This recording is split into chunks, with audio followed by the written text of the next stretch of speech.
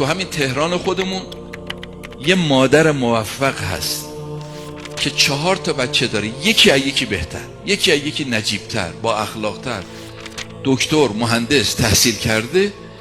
از این مادر موفق سوال کردن که شما چجوری این بچه ها رو انقدر خوب تربیت کردی؟ الان دور زمانی یه جوریست که بچه ها انگار در اختیار پدر و مادرشون نیستن.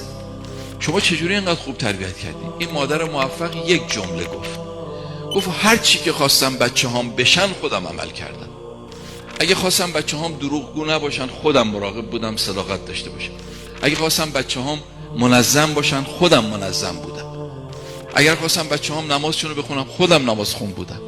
هر چی که خواستم بچه هام بشن خودم انجام دادم.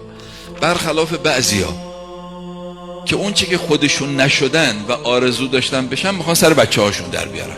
خب این نمیشه، چون به قول اون روانشناس اون جمله طلایی، بچه های ما آنچنان میشون که ما هستیم، نه آنچنان که میخوایم.